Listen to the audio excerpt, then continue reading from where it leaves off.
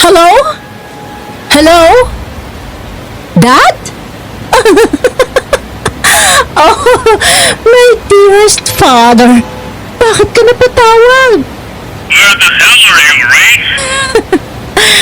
I'm going home. I'm driving. Ano? Nagmamaneho ka na naman ng lasing. Don't worry, Dad. I'll be home in a heartbeat. At saan ka na naman galing, ha? Sa bar na naman. Alas 3 na ng madaling araw. Kababae mong tao, pero laman ka pa rin ng kalsada. Oh, please, Dad. Tumahimik na kayo. Pauwi na nga oh. Sa gitna ng kalasingan ko ay napakunot noo ako nang mapunta sa daan ang aking atensyon. Dahil sa gitna ng kalsada ay may kung ano akong nakitang malaking bulto ng tao. Lalaki. Hindi ko sigurado kung tao nga na maituturing ang nakita ko dahil kahit malayo ay kita ko ang nanlilisik at kulay apoy nitong mga mata. Bigla kong nakalimutan na kausap ko ang daddy ko sa kabilang linya. Biglang nanlaki ang mga mata ko nang tumakbo ang lalaking nasa gitna ng daan at sinalubong ako. At ganoon na lang ang takot na gumapang sa buong katawan ko nang makita ko ng malapitan ang kanyang muka. What the hell is that? Ah! Demonyo! Nang lumingon ako maya-maya matapos kong bumangga sa isang saradong establishment, muli akong nakaramdam ng takot nang makita kong palapit ang nakakatakot na nilalang na ito. Pero may humarang na isang lalaki dito. Napasigaw ako sa takot nang bigla nitong hiblutin ang tiyan ng lalaki, sabay dukot ng laman loob nito at kinain.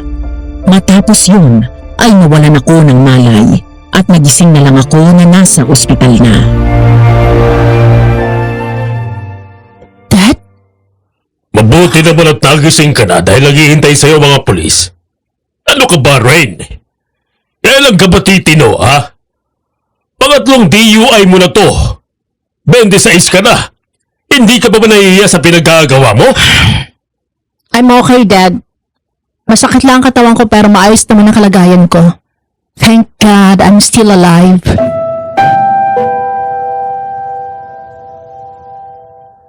Matalungkong tinignan ang sarili kong ama habang naroon ang isang kasambahay, mga pulis, doctors at nurses. Hindi ito nakapagsalita at tuluyang napahiya. Naging mailap ang mga mata niya at bumawi ng tingin mula sa akin. Gusto ko nang sinabi ka at di mo tinatanong. Dahil alam ko naman na wala ka naman talagang pakialam sa akin. Sa halip na tanungin mo kung kumusta na ako dahil na-aksidente ako. Saan mo nagad sinalubong mo sa akin? Anong klaseng ama ka?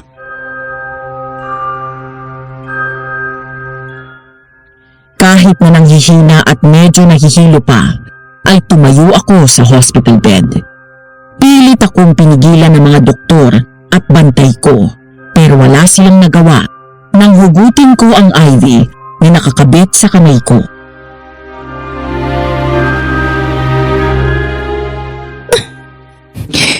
Atat kang pumunta ako sa presinto, di ba? Tara na! Ano pang hinihintay mo? Ipakulong mo na ako! Napastangan ka talaga! Napakatigas talaga ng ulo mo! Para magtino ka, sasama ka kay John at ipadadala kita sa Bicol! Dahil sa paulit-ulit na offense ko ng driving under the influence, tuluyan nang nakansila ang driver's license ko. Hindi lang naman yon ang kalokohan ko sa buhay. Bukod sa inom at gabi-gabi akong laman ng bar, minsan na rin akong nahuli na nag-shoplift. Nasubukan ko na rin ang party drugs and slept with several men. Oo, Madam Venus, I am a woman with a broken soul and a broken heart. Maayos naman ang buhay ko noong nagsasama pa ang parents ko. Graduate ako ng college with Latin honors. Maganda ang trabaho sa kumpanya ng daddy ko. Hanggang isang beses, nagising na lang ako na pinalayas ni Daddy si Mami. Pagkatapos ay inuwi ang kabit niya sa bahay. Mas lalong nagnit-ngit ang kalooban ko sa galit kay Daddy at sa kabit niya nang mamatay si Mami matapos nitong kitlin ang sarili niyang buhay. Mula nang mawala si Mami ay unti-unting lumabas ang totoong ugali ni Dad. Wala siyang pakialam sa akin. Hindi niya ako mahal. Ang noon na inakala kong ama na mapagmahal ay isa palang ilusyon. Dahil doon ay sadya akong nagrebelde. I ruined my life and put his name to shame. Puminto ako sa trabaho at winaldas ko ang pera niya. Sa bawat ginagawa ko ay sinisiguro ko na mae-eskandalo ang pangalan niya. Hanggang itong huli nga ay pinatapon niya ako sa Bicol kasama ng hardinero naming si Mang Jun. Ang buong akala ko ay hindi ko na makikita pa ang malademonyong mukha ng lalaking muntik ko nang masagasaan ng gabing maaksidente ako. Ngunit nagkamali ako. Dahil pagdating ko sa Bicol, doon na nagsimula ang nakakatakot na karanasan ko. Isang magandang umaga sa iyo, Madam Venus. Itago niyo na lang ako sa pangalan na Rain at nais kong ibahagi sa inyo ang sarili kong kwento tungkol sa aswang.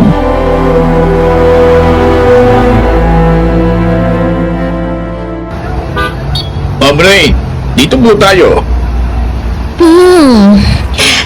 Mukhang maganda dito sa lugar niyo, ah. Ay, totoo po yan, ma'am. Lalo na doon sa baryo namin.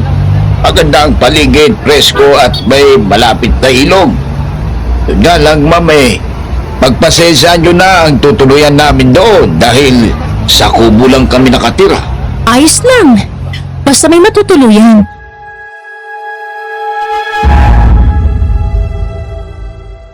Naghintay pa kami ng ilang sandali doon sa terminal hanggang may humintong jeep sa harap namin.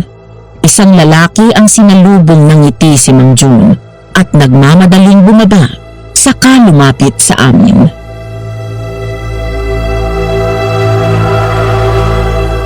Eric, ako, salamat at dumating ka na. Ninong, kumusta po? Long time no see ah. Ay, mabuti naman na ikaw. Kumusta ka na ba? Ayos naman po. Kanina pa ba kayo? Ay, hindi naman anak. Siya nga pala si Ma'am Rain, anak ng amo ko. Ma'am, siya po si Eric ang inaanak ko. Doon po kayo sa bahay niya tutuloy. Mula po ngayon ay siya na po ang magsusupervise sa inyo. Supervise? Ano ibig niyo sabihin? Siya ba yung amo mong spoiled brat noon? Anong spoiled brat? I'm not a spoiled brat. Oo na. Hindi na kung hindi. Sakay na sa loob, mahal na prinsesa. Hambog. Pogi naman. Kakapisit. Sa buong biyahe namin ay nakasimangot ako habang pasulyap-sulyap kay Eric. Maya-maya ay may nadaanan kaming babaeng buntis. Huminto si Eric at lumingon sa babae. Unang tingin pa lang ay halatang kilala niya ito. Ate Alma! Anong ginagawa mo dyan? Bakit wala kang kasama? Pauwi ka na ba? Abay, sumabay ka na sa amin. Halika dito at sumakay ka na. Diyos ko, kabuanan mo na. Hindi ka dapat na lumalabas ng bahay na wala kasama. May pinuntahan po kasi si nanay eh. May binili lang ako sa palengke. Pero sumasakit na nga ang tiyan ko kanina pa eh. Manganganak na po yata ako. Habang nakikinig ako sa usapan nilang tatlo, ay napapalingon lang ako kay Eric. Sumulyap siya sa akin habang nagmamaneho, saka ngumisi at nang aasar na tumawa. Pagkatapos ay tinuro ako nito sa babaeng tinawag nilang Alma. Ate Alma, si Rain pala. Makakasama natin sa bahay. Rain, si Alma pinsan ko. Oh, huwag ka na magselos ha. Feeling mo talaga, no? Hindi ako nagsiselos. At FYI, I don't like you. Hi ate, nice to meet you. Pasensya ka na, mayabang tong pinsan mo eh. GGSS. Gwapong-gwapo sa sarili. Pagpasensyahan mo na yun si Eric at talagang malakas lang yan mang-asar pero mabait siya bukod sa pogi at masipag pa. Kaya marami nagkakagusto dyan ng mga dalaga na taga rito sa amin. Oh, narinig mo yun? Pogi daw ako. Yuck. Aray! Mang Jun! Manganak na yata ako. Ano ka po? Nako, Eric, bilisan mo na at manganganak na to si Alma. Ay! Pumutok ng panitigan ko! Lalabas na yata yung baby ko!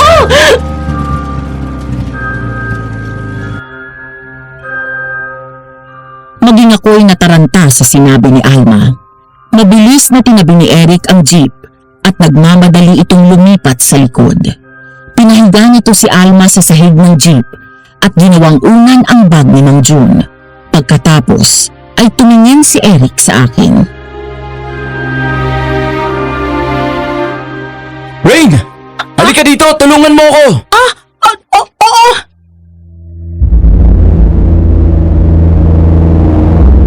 Kahit hindi ko alam kung anong tulong ang magagawa ko. Madali akong sumunod at lumipat sa likod ng jeep. Pumwesto naman si Mang Jun sa ulunan ni Alma para hawakan ang kamay nito. Maya-maya ay tumingin sa akin si Eric. Alam mo bang magpaanak? Hindi. Wala akong alam. Kailangan mo akong tulungan, okay? Ha? Kaya natin to! Agad naming binuka ang mga hita ni Alma at hinubad ang panloob niyang damit. Dahil wala naman akong alam kung paano magpaanak, ang tanging kaalaman ko lang ay ang mga napapanood ko sa mga pelikula at TV. Habang umiiyak sa sakit si Alma, hinihimas ko naman ang tiyan niya.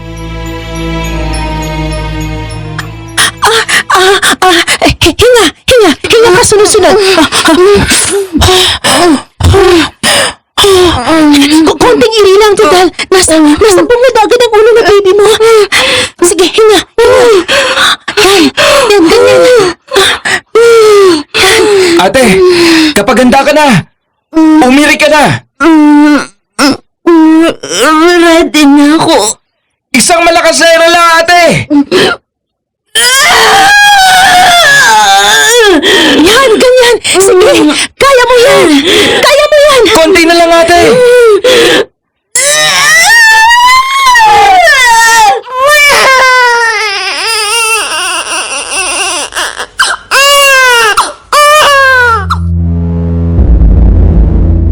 Samantala, natulala na lang ako nang makita ko ang bahay na tutuluyan ko. Literal na kubo yun. Pagpasok sa loob, ay lupa ang sahig sa kusina. May maliit na 3 baitang ng hagdan na yari sa kawayan kung saan naroon na agad ang kwarto/sala na may isang malapad na papag na gawa rin sa kawayan. Dito ako matutulog? Tayo, anong ako? Bahay ko to. Mang Jun, baka naman pwedeng doon na lang ako sa inyo. Nako, ma'am. Mas mahihirapan ka roon. Mas luma ang kubo namin mag-asawa tapos kasama namin ang mga anak at apo namin. Itong kubo ni Eric, medyo bago pa. Mas komportable ka rito. Ayaw dito.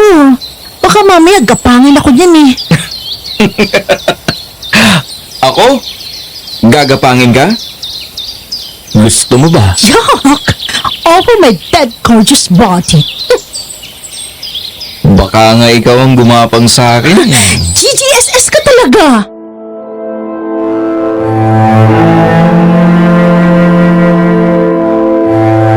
Hindi ko inaasahan na magugustuhan ko doon sa kubo.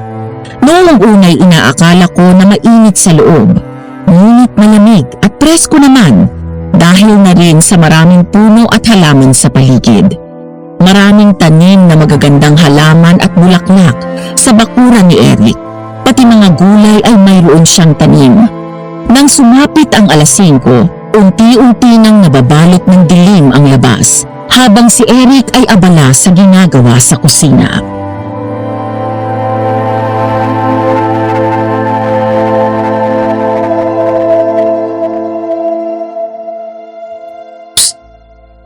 Uy!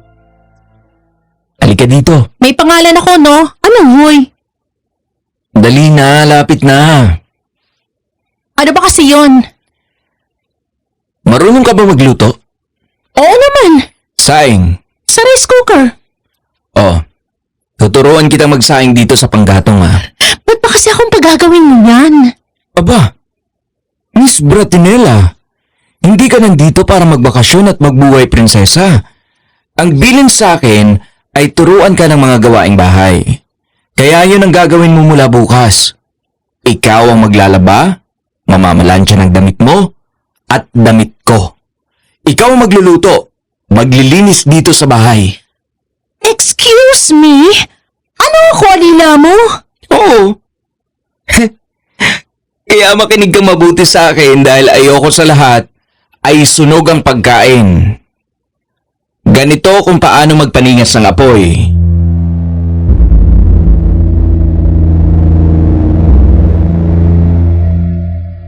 Inis na inis ako, Madam Venus. Hindi ko alam na ganito ang dadatnan ko dito.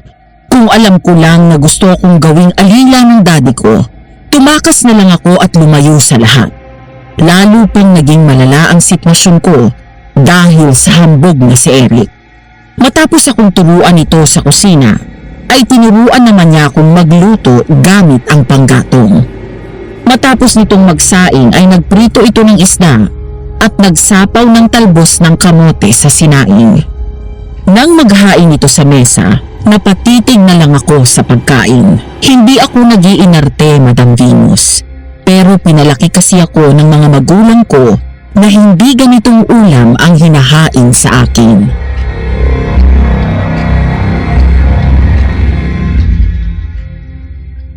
Oh, anong tinitingin-tingin mo dyan? Kain na! Ha? Huwag mong sabihin hindi ka kumakain ng galunggong at talbos. Hindi nga. Iba talaga kayong mayayaman, no? Ano bang hinahain sa inyo? Laging karne? Kumain ka! Masarap yan! Masustansya pa! Oh, etong bagoong na may kalamansi. Isawsaw mo yung talbos dyan. Masarap! Tapos magkamay ka, masarap!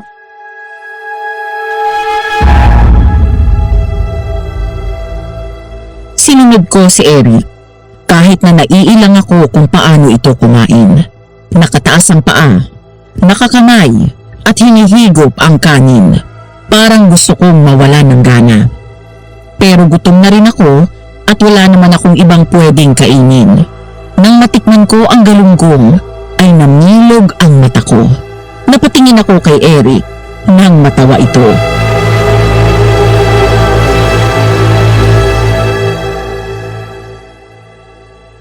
Ano? Sarap, no? Kumain ka na kumain. Sarap. Wala pala. Gusto ito ng mga yaya ko sa bahay eh. Ay, mami kasi ako pakainin ng mga ganito dati. Kaya pala ang putla mo. Kumain ka nitong talbos. Kung ayaw mo ng bagoong may toyo dyan, lagyan mo ng kalamansi at siling labuyo. Sarap. Teka, paano nga pala tutong magpanak? Midwife ka ba? Hindi Hindi ako talaga kumadrona. Marunong lang magpaanak.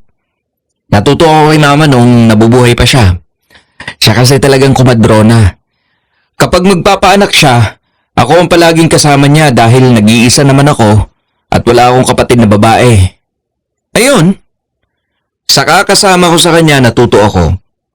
Tsaka tinuruan ako para daw in case may emergency at nasa paligid ako, marunong ako at makakatulong ako. Wow, okay ka rin ah. Aaminin ko, pinahanga mo ako kanina sa ginawa mo kay Alma. Oh, baka mamaya may love ka na sa akin yan. Yan ang wag na wag mong gagawin. Ang main love sa akin. Lakas din talaga ng bilib mo sa sarili mo, no? Hindi mangyayari yon. Mabuti naman. Dahil kapag ako main love sa'yo, hindi na kita pauwiin. Hindi kita type mo? Ew. Makayaw ka dyan. Baka kapag hinalikan kita dyan, malunod ka sa sarap. Kadiri ka talaga, no? Sabik ka ba? Tagal mo na yata walang jowa eh. Hoy, Eric, wag akong pagtripan mo ah. Kumain ka na nga ng kumain. Tingnan natin.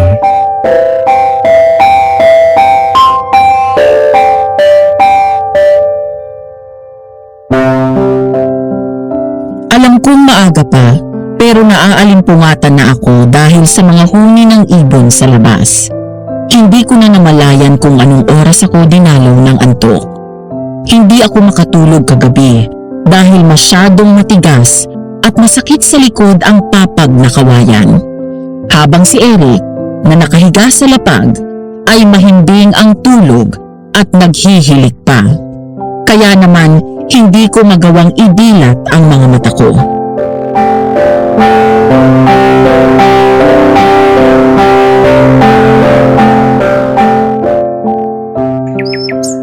Uy!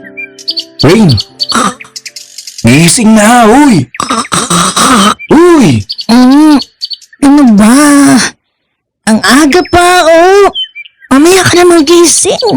Magluto ka na ng almusal. Mamaya ano sabi? Ayaw mong bumangon dyan, ah.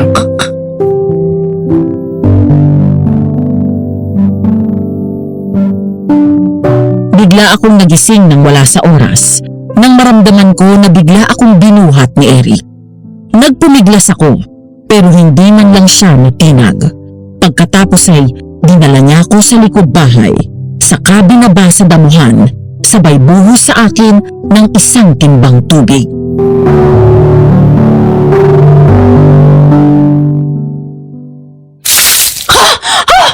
Oh my gosh! Yun! Walang hiya ka! Ba't mo ako binasa? Ayaw mong bumangon eh. Pasado 6:00 na, tanghali na. 6 in the morning? Are you serious? Anong tanghali ang pinagsasabi mo dyan? Ano bang hindi ako kagad nakatulog dahil ang sakit sa likod ng papag mo? Hindi ko na problema yon. Hoy madam, wala ka sa inyo. Dito, kailangan mong bumangon ng maaga para maganda ng umagahan ko. 5:00 pa lang nasa bukid na ako. Maghanda ka na ng almusal ko. Babalik ako dito mamayang 8:00. Kailangan may sinangag at naprito mo na yung tuyo, ha? Ha? Maghanda ka na rin ng itlog na maalat. Lagyan mo ng kamatis. Sandali lang, hoy! Saan ka pupunta? Babalik ako sa bukid. Siya nga pala. Mamaya kapag nagbihis ka na, magsuot ka ng bra, ha? Ano? Bakat na bakat yung dibdib mo. Baka nakakalimutan mo, lalaking kasama mo sa bahay. Bastos! Ba't mo tinitingnan? Nakita, hindi tiningnan. Magkaiba yun. Tsaka nakabuyang-yang. Anong gagawin ko? Kung hindi mo ako binasa, hindi mo makikita. Malay ko ba na wala kang suot na bra? Sige na, maligo ka na. May tubig na doon sa CR. Yung bilin ko, ha? Oo na! Madulas ka sana, hambog! I love you too. Yuck!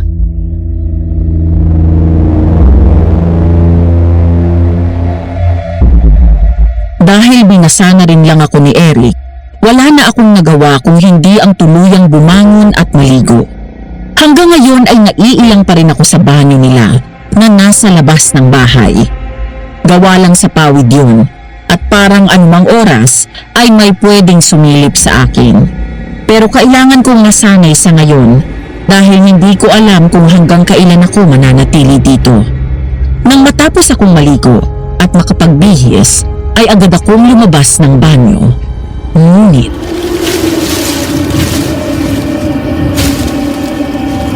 napahinto ako nang may maramdaman akong kakaiba sa paligid. Umaga na, mataas na ang araw, pero bigla akong kinilabutan. Lalo na nang biglang lumamig ang ihip ng hangin. Pakiramdam ko ay may mga matang nagmamasid sa akin. Lumingon ako sa paligid.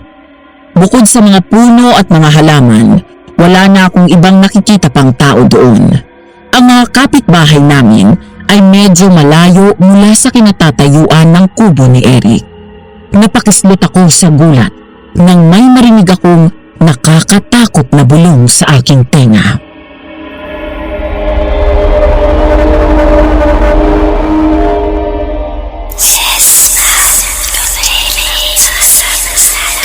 Sino yan? May tao ba dyan?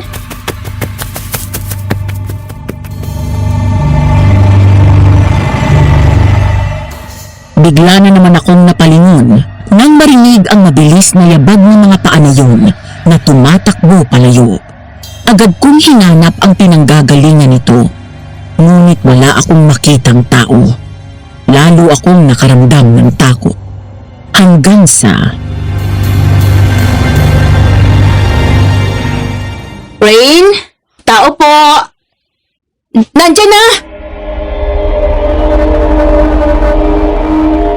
Dali akong tumakbo pabalik sa loob ng bahay. Agad akong ngumiti at sinantabi ang takot na nararamdaman ko. Nang makita ko si Alma, dala ang bagong panganak na baby nito. Bukod sa mag-ina, kasama rin nila si Mang Jun.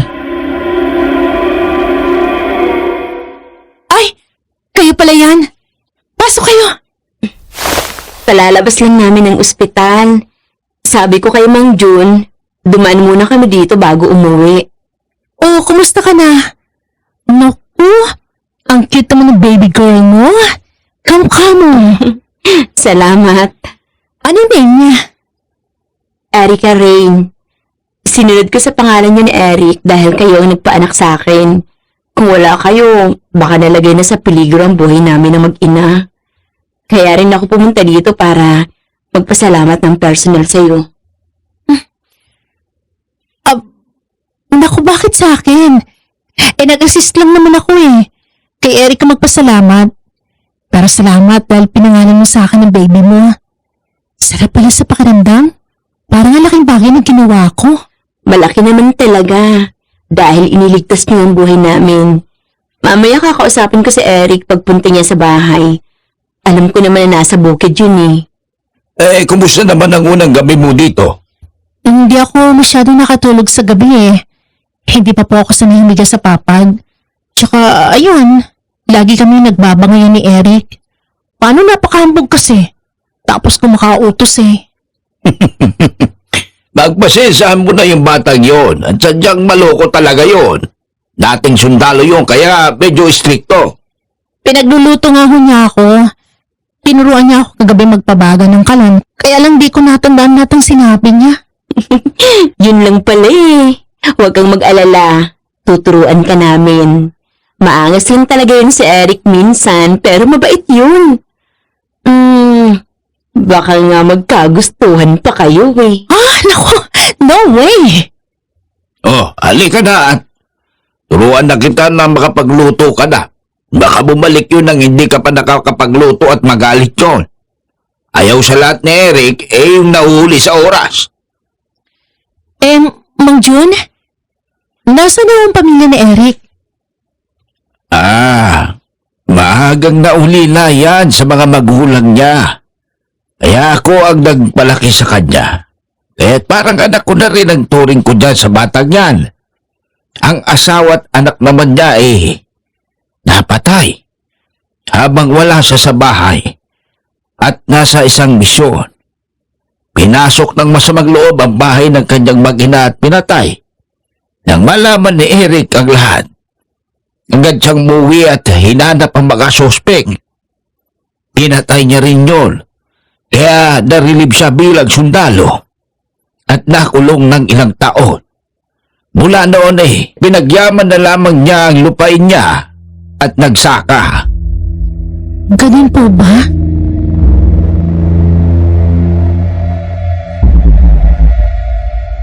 Samantala, gaya ng sabi ni Eric, alas 8:00 ng umaga ay bumalik nga ito. Humihingal at pawis na pawis pa. Binabalang nito ang mga gamit.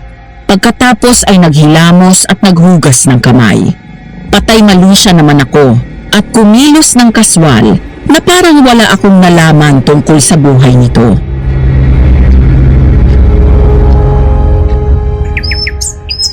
Ano? Nakaluto ka na? Oo naman, palagay mo sa akin. Baka naman hindi masarap to. Hoy, masarap ako magluto ano? Maupo ka na dyan. Lihim akong umiti nang matigilan ito pagbukas ng mga pinggan na nakatakip sa pagkain. Garlic fried rice, pako salad na may kamatis, sibuyas at itlog na maalat at tuyo. Hindi makapaniwalang tumingin si Eric sa akin. Ikaw lahat ang nagluto nito? Oo. Tumaan pala dito sila Mang June at Alma. Nangangamusta. Baka naman silang nagluto nito ah. Hoy, tinuruan lang nila ako ulit kung paano magpaningas ng apoy at kontrolin ng apoy kapag nagluluto para hindi masunog yung pagkain. Pero ako lahat nagluto niyan. Paano mo nalaman itong pako? Akala ko hindi ka kumakain ng mga ganito. Hindi nga masyado pero nakatikim na ako ng pakong salad. Favorite kasi ni Mami yan nung nabubuhay pa siya. Lagi niya request kila Yaya kaya nakabisado ko na yung lasa na gusto niya. Eh nakita ko din sa bakuran mo na may tanim kaya kumuha ako. So, recipe ito ng mami mo. Oo. Kain ka na. Naupo ka na. Sabay na tayo. Natigilan ako nang ipaglagay ako ni Eric ng pagkain sa pinggan. Pagkatapos ay pinaghimay niya pa ako ng laman ng tuyo. Lumingon naman ito sa akin nang ilapag ko ang tasa ng kape sa harap nito. Pagkatapos ay ngumiti sa akin. Matapos yun ay sabay na kaming kumain.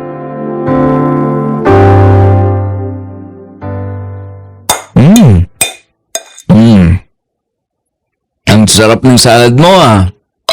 Salamat. Kahit binuhusan mo ko ng tubig kanina. Pasensya ka na ha. Kailangan kong gawin yan para magising ka. Oo nga, nandun na tayo pero ang harsh. Sorry na nga eh. Teka, maiba tayo. Bukod sa atin, may iba pa bang nakatira malapit dito? Doon sa loob ng gubat? May mga nakatira ba doon? Wala na, bakit? Eh, kasi kanina paglabas ko ng banyo, nag-iba yung pakiramdam ko eh. Para akong kinilabutan tapos parang may nakatingin sa akin. Wala naman ako nakitang tao. Pero may narinig akong mangyabag na tumatakbo palayo.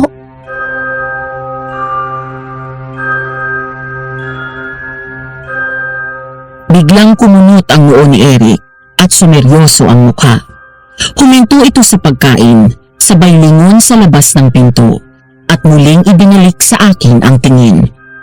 Nakita ko ang pag-aalala sa mukha nito. Nang hindi pa nasiyahan, ay tumayo ito at lumapit sa pinto, saka tumingin sa paligid.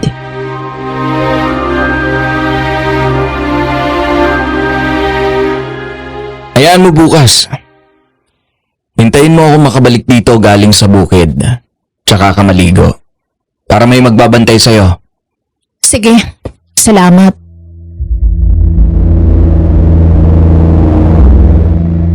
Isang araw, dahil kaarawan ni Alma, ay naimbitahan kami para sa isang kaunting salo-salo.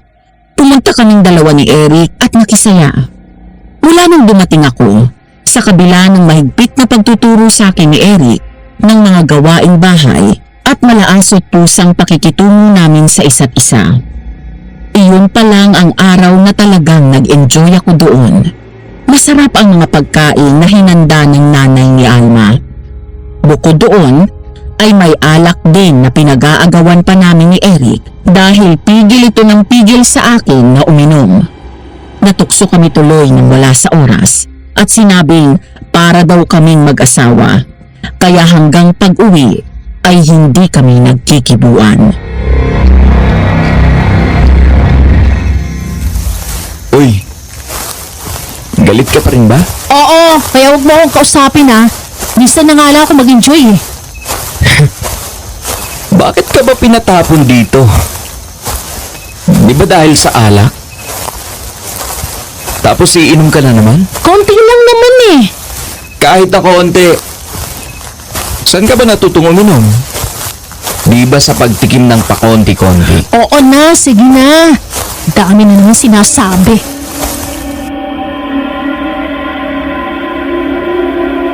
Malapit na kami sa bahay nang maya-maya ay nagtaka ako dahil biglang huminto sa paglalakad si Eric at habang nakatingin sa unahan.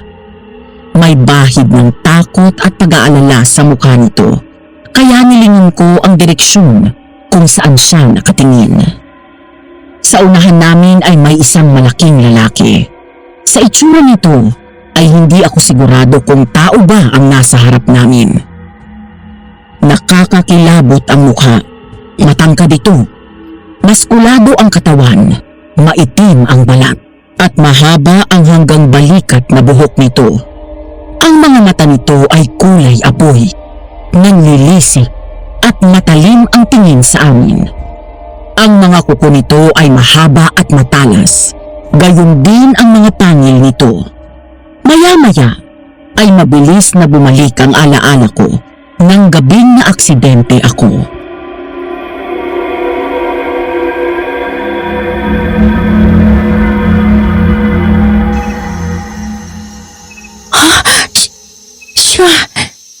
Siya nakita ko nung gabi bago bumangga yung kotse ko. Siya nga, hindi ako pwede magkamali. Anong klaseng tao yan? Ba't siya nandito? Aswang yan at hindi tao. Aswang? Oo. Natulala ako, kasabay ng sunod-sunod na bagsak ng luha ko at pagapang ng matinding takot sa buong katawan ko nang tumingin sa akin ang aswang.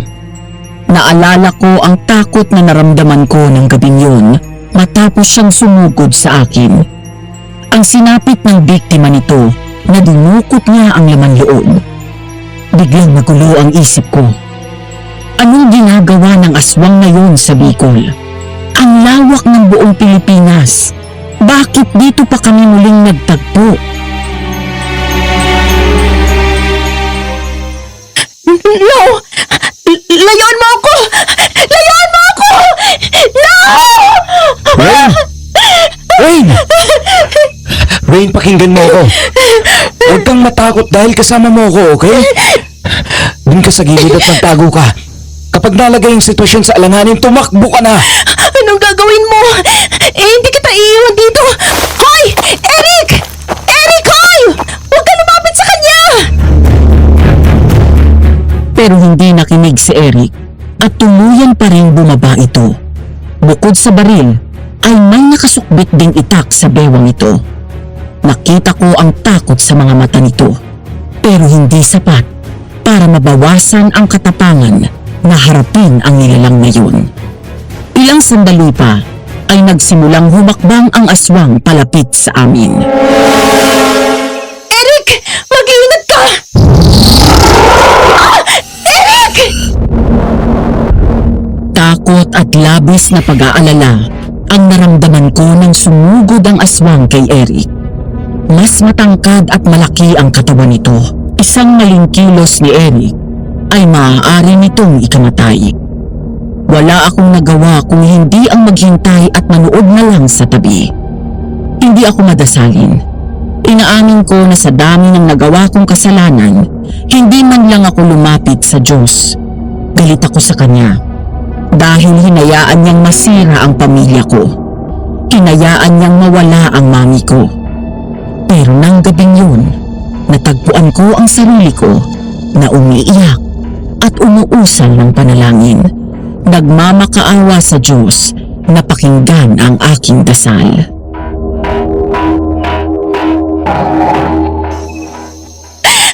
Diyos ko! Alam ko na isa akong makasalanan at wala akong karapatang lumapit sa iyo. Pero kahit ngayon lang, sana pakinggan niyo ako. Iligtas niyo po si Eric! Napakislot ako sa bulat nang magtangka ang aswang na hablutin si Eric. at kalmutin ito ng mahaba nitong mga kuko. Ngunit maliksi rin si Eric at mabilis na nakaatras. Kasunod noon ay mabilis na hinugot nito ang itak sabay hiwa sa braso ng aswang. Mabilis na tumakbo palayo si Eric at agad sumunod sa kanya ang aswang. Ngunit kahit anong bilis din ni Eric, nang makahanap ng pagkakataon ay nagawa siyang hablutin ito sa leeg at tinulak sa puno at mahigpit na sinakal. Nataranta ako, Madam Venus. Nakita ko ang paghihirap ni Eric habang nakikipaglaban sa isang demonyo. Nang mga sandaling yun, alam ko na dapat meron akong gawin.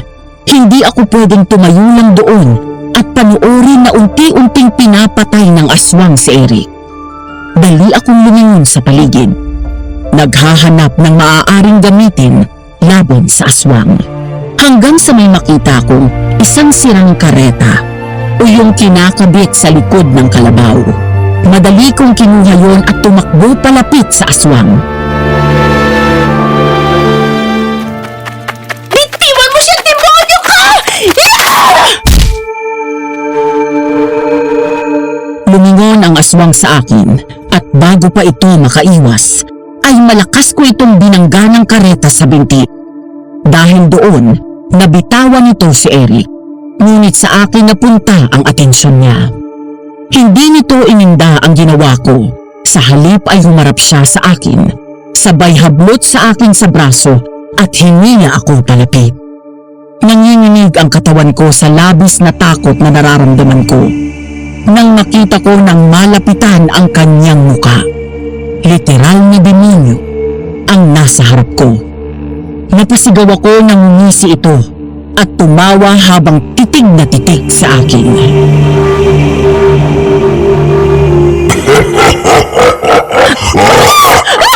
Layuan mo ko! Demonyo!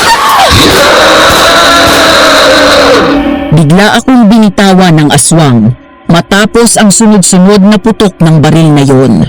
Pagkatapos ay mabilis itong tumakbo palayo. Nang tumingin ako kay Eric, nakita ko na may hawak na itong baril. Dahil sa labis na takot, ay parang tinakasan ng lakas ang mga binti ko at biglang napaupo sa damuhan. Rain! Inalalayan ako ni Eric hanggang sa makaupo ako sa silya. Agad itong kumuha ng isang basong tubig at ibinigay sa akin. Matapos uminom, ay naupo ito malapit sa akin, saka hinaplos ng marahan ang braso ko. Ano? Okay ka na? Oo. Salamat. Ikaw nga dapat ang tinatanong ko eh. Hindi ka ba niya nasugatan si Leeg? Lumapit ako kay Eric at tinignan ko ang leeg niya para masiguro kung may sugat ito o wala. Saka pa lang ako nakahinga ng maluwag nang makitang wala itong natamo kahit maliit na sugat mula sa aswang.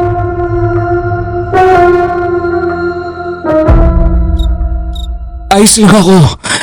Ang mabuti pa maligo ka na para makapagpahinga ka na. Ayoko.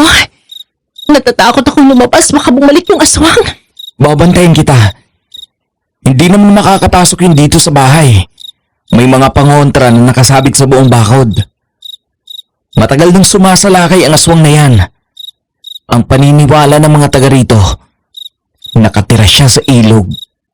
Kasi palaging doon huling nakita yung mga nawawala. O kaya naman mga bangkay na nagiging biktima niya. Karamihan sa mga ito mga babae. Nakita ko na si Eric doon sa Manila. Kaya nga bumangga yung kotse ko sa isang establishment dahil umiwas ako. Nakita ko siya sa gitna ng daan. Malakas ang ulan nun. May pinatay pa nga siya bago sumugod sa akin tapos nawalan ako ng malay. Hindi ko alam paano ako napunta sa ospital. Hindi ko makakalimutan ang nanlilisik at kulay apoy niya mga mata. Alam ba to ng daddy mo? O ng mga pulis? Hindi. Hindi ko na sinabi. Alam ko naman na hindi siya maninuhala eh. Baka lalo na akong pinagalitan nun. Huwag ka nang mag-alala. Hindi ka magagalaw ng aswang na yun. Hanggat kasama mo ko. Salamat, Eric. Pero pwede ba ako magtanong sa'yo? Sige, ano yun? Bakit ka nagre-rebelde? Dahil gusto ko masaktan si Dad. Gusto kong gumanti sa mga ginawa niya sa akin at sa mami ko. Gusto kong masira ang pangalan niya. Pero hindi mo alam na sa ginagawa mo, unang nasisira ay ang sarili mo. Kung narito ang mami mo, tiyak na malulungkot siya. Alam ko. Pwede mong simulan ang pagbabago dito, Rain. Sasamahan kita. Hindi pa naman huli ang lahat. Salamat. Sige na, ligo ka na. Babantayan kita sa labas.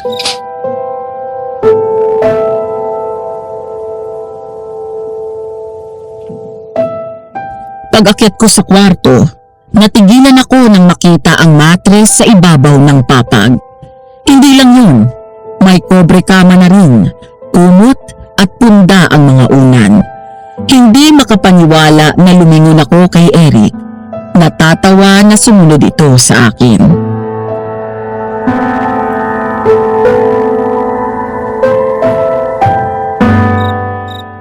Nakalimutan kong sabihin na yan pala yung sorpresa ko sa'yo. Lagi ka kasi nagre-reklamo na masakit sa likod ang papag eh. Kaya yan, bumili na ako ng matres para naman makatulog ka na maayos. Thank you, Eric.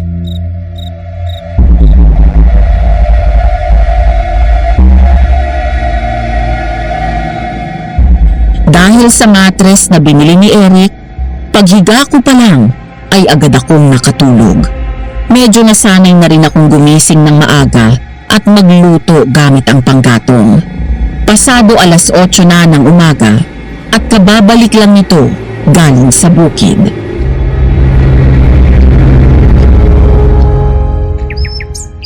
Ang sarap ng tulog mo ah. Siyempre, malambot na yung higaan ko eh. Mabuti nakatulog ka ng maayos. Dahil may ipapagawa ako sa iyo pagkakain natin. Ano yun? Nang matapos kami kumain, ay sinama niya ako sa likod bahay. Natulala na lang ako nang ilapag ni Eric ang tambak na mga damit nito. Pagkatapos ay ngumiti lang siya sa akin na parang wala lang. Ano to? Damit.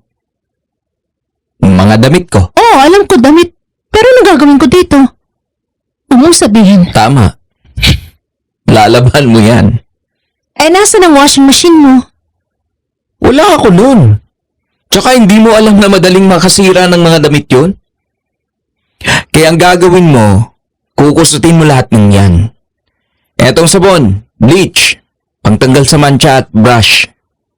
Tapos ayan ang batya at bangkito. At yung tubig, ayun ang balon. Alam mo na kung paano kumuha dyan. Tinuruan na kita. Seryoso ka? Ako lahat naglalaban ito? Hindi lang ito. Kasama na dyan ang mga damit mo. Sige ka, kapag hindi ka naglaba, mauubos ang damit mo. Ipalaundry na lang natin to sa bayan. Ang gastos mo naman. Sige na, kaya mo yan. Una na ako, balik na ako sa bukid. At isa pa pala, kapag tapos ka na maglaba, may mga damit akong nasa ibabaw ng papag. Pakiplansya na rin. At huwag mong kakalimutan magluto ng tanghalian ha. Babalik ako dito bago mag-alas 12. Eric, hoy! Sandali lang! Hoy! Siya nga pala. May mga brief ako dyan. Baka mamaya may pagnanasa ka sa akin eh. Sira ulo! Hambog!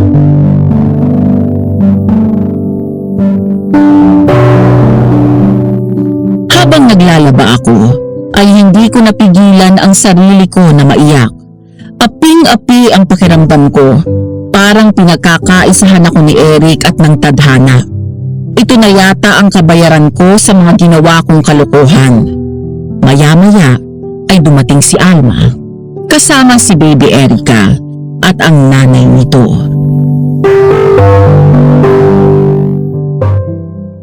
Oh, ba't ka umiiyak dyan? Kasi si Eric, dami-daming pinagagawa. Tingnan mo nga ito, oh. Ang hirap kusutin ng mga damit niya, puro putik. Di naman ako marunong mag-hand wash, eh. Ikaw talaga. Ganito lang kasi yan. Ganito ang pagkuskos. Pagkatapos, ilalagay mo siya dito sa palanggana.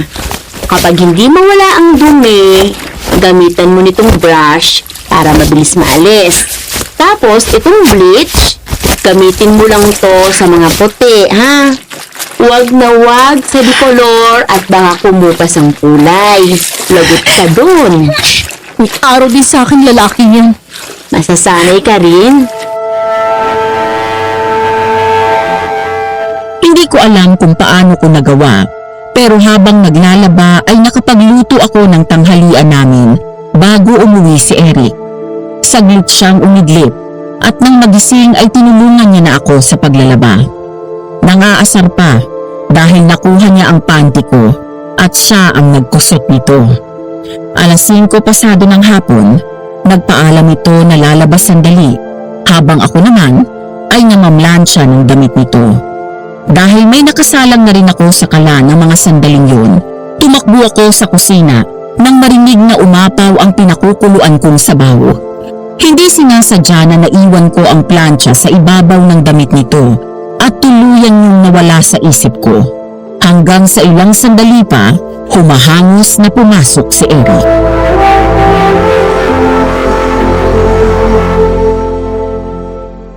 Ano yun? Amoy sunog! Sunog? Ay! Oh my gosh! Yung pinaplantsa ko!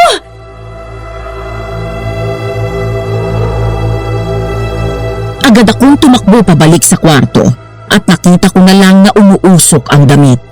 Agad kong inalis ang plancha at kinuha ang t-shirt. Nang tumingin ako dito, ay nakita ko ang galit sa mga mata nito. Hinablot nito mula sa akin ang damit.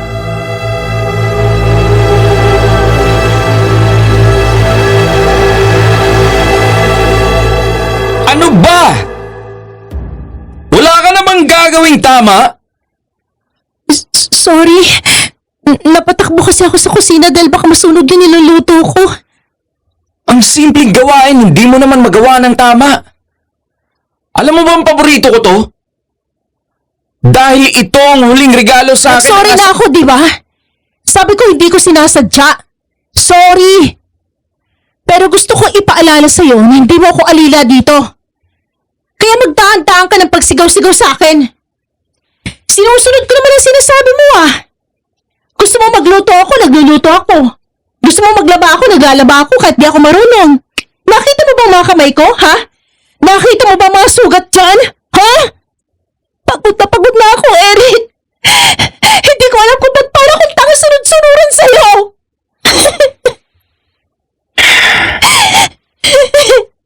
Sorry. I'm sorry. Nabigla lang ako.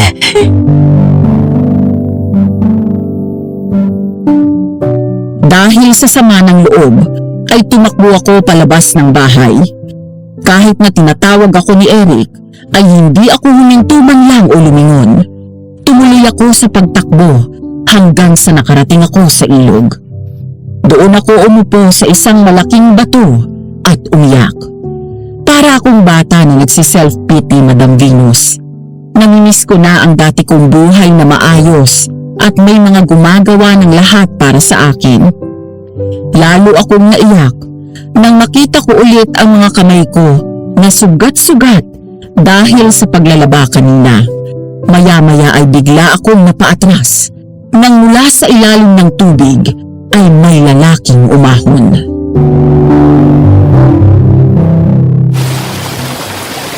Ay, sino ka? Nako, miss. Sorry, nagulat kita. Naliligo lang naman ako dito. Sorry din. Bahagya akong nailang nang umahon nito mula sa tubig at tumambad ang matikas nitong pangangatawan.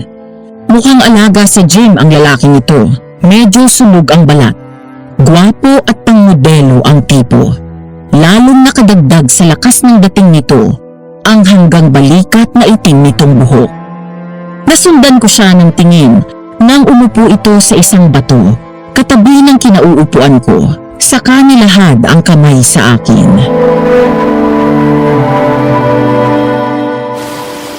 Ako nga pala si Crisanto. Ikaw, anong pangalan mo?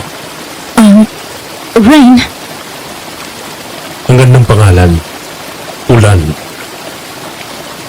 Alam mo bang gustong gusto ko ng tubig kaya madalas akong maglagi at maligo dito sa ilog. ako rin. Para kasi napaka-peaceful kapag narinig ko malakas na tunog ng ulan. Pasensya ka na sa itatanong ko ha. Para kasing naririnig kitang umiiyak kanina. May problema ka ba? Wala. Wala yun. Okay na ako. Sana palagi kang bumalik dito. Wala kasi akong kakilala dito. Wala akong kaibigan. Ikaw pa lang ang nakakausap ko. Pareho pala tayo. Bago lang din ako dito eh. Rain! Asawa mo? Hindi Mukhang galit eh. Sige, dito na ako. Sige, mag-iingat ka. Sino yon? Wala, pakialam mo ba? Ikaw ha? Huwag kang basta-basta nakikipag-usap sa hindi mo kilala. Baka mapahama ka sa ginagawa mo. Ay, ba't bigla kang concern ngayon? Sorry na. Huwag ka na magalit. Sorry kung nasigawan kita. Hindi naman ako galit eh. Nag-alala lang ako na baka masunog ang bahay. Pasensya ka na. Ewan ko sa'yo. Lagi kang ganyan eh. Magagalit, sisigon mo ako tapos magsusorry. Promise. Susubukan ko nang i-control ang emotion ko. Next time, hindi na kita sisigawan.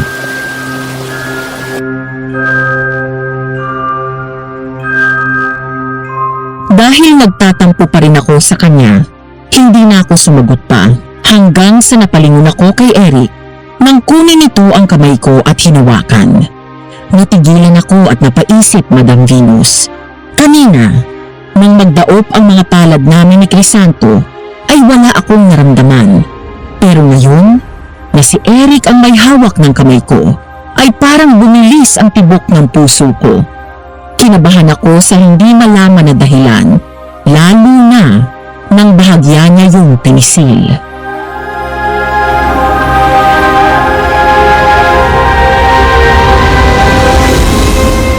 Babawi ako sa'yo. Halika na. Umuwi na tayo. Padilim na. Baka lumabas na naman ang aswang na umarang sa atin kagabi.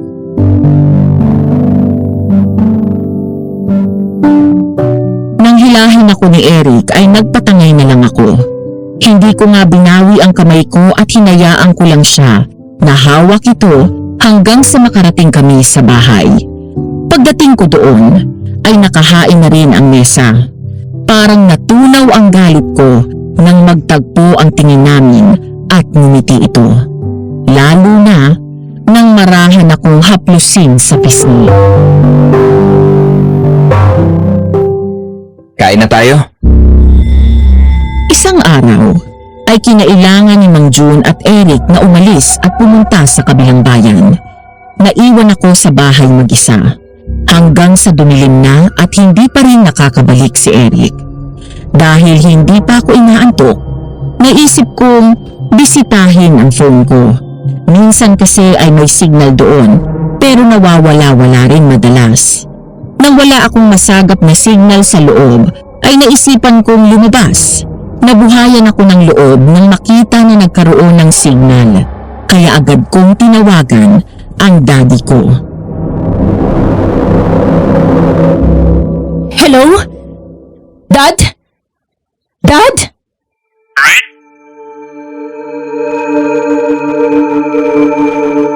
Nagtaka ako dahil sa tono nito ay gulat na gulat ito. Mahigit 2 linggo na mula nang dumating ako doon sa Bicol at mula noon ay hindi pa ako nakatawag sa daddy ko dahil nawawala ang signal doon.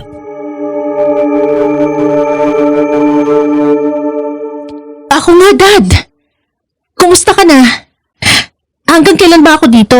Mag-iisang buwan na ako eh. Baka naman pwede na ako umuwi. Sige na. At may lakad pa kami ng Tita Susan. Dad, sandali lang. Daddy? Hello? Hello? Gusto kong maiyak ng mga sandaling yun dahil sa pinakita ng daddy ko. Pakiramdam ko bigla ay wala na siyang balak na pabalikin ako sa Maynila ng mga sandaling yun. Naramdaman ko ang pag-iisa. Tuluyan na nila akong kinalimutan. Hanggang sa...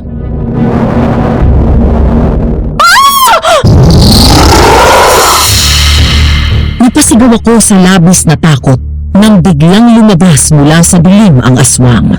Sa bilis nitong tumakbo palapit sa akin, ay hindi ko na nagawa pang humakbang papasok ng bakuran. Pagkatapos ay hinablot ako sa bewang at tinangay papasok ng gubat. Tulungan niyo ako! Eric! Eric!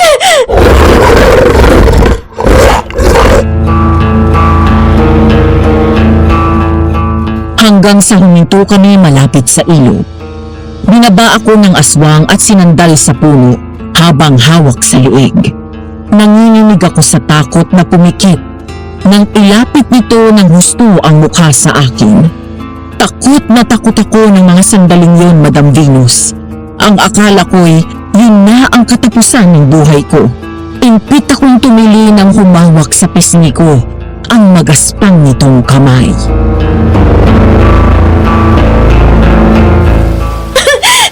Kung papatayin mo ako, gawin mo na. Dahil wala naman iiyak kapag nawala ako eh. Hindi kita papatayin. Dahil isasama kita sa mundo ko. At ikaw ang magiging ina ng mga anak ko. Ayoko maglawalang isa pang demonyong katulad mo.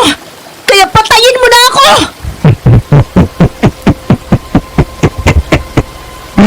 Matagal na kitang sinusundan.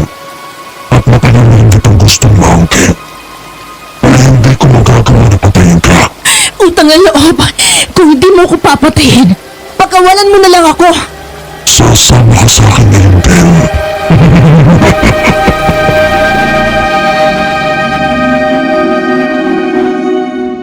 Maya-maya, mula sa malayo, ay narinig ko ang malakas na boses ni Eric habang tinatawag ako. Pareho kaming napalingon sa direksyon ng pinanggagalingan ng boses ni Eric. Wala sa loob na napangiti ako. Rain! Rain! Eric! Eric, tulungan mo ako! Rain! Tumahimik ka! Kung ayaw mong patayin ko ang akin yan! Mapapatay ka na muna ni Eric bago mo pa magawang sinasabi mo! Bigla kong hinablot ang suot kong kwintas na may krus na pendant, saka yung dinikit sa balikat nito. Malakas na sumigaw ang aswang na para bang napaso ito kaya nabitawan ako nito. Hindi na ako nag-isip at mabilis akong tumakbo pabalik sa bahay.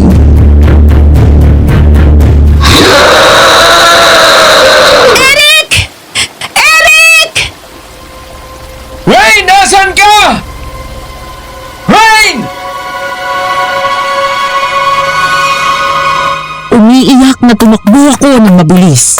Maya-maya ay nakita kong humahabol na ang aswang sa akin. Napasigaw ako ng malakas sabay tawag ng malakas kay Eric habang abot langit ang panalangin na huwag akong maabutan nito. Maluwag akong nakahinga nang makita ko na sa wakas si Eric. Sinalubong niya ako at hinawakan ang kamay, saka mabilis kaming tumakbo pabalik ng bahay. Nang halos maabutan na kami ng aswang at saktong nakapasok na kami sa bakuran kung saan napapalibutan ng mga nakasabit na talisman at pangontra sa paligid. Hingal na hingal kaming napaatras nang tila mabangis na hayop na umangil ang aswang habang paulit-ulit nitong sinusubukang lumapit. Hindi pa tayo tapos na baya! Babalikan kita dahil akin ka! At matagal na kitang pag-aari!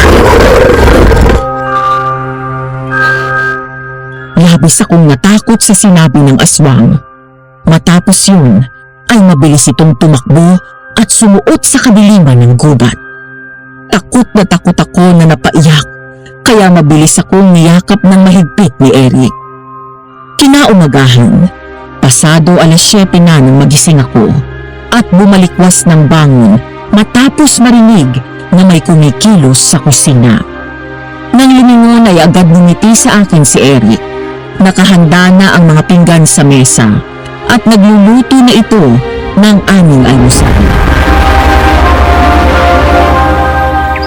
Good morning.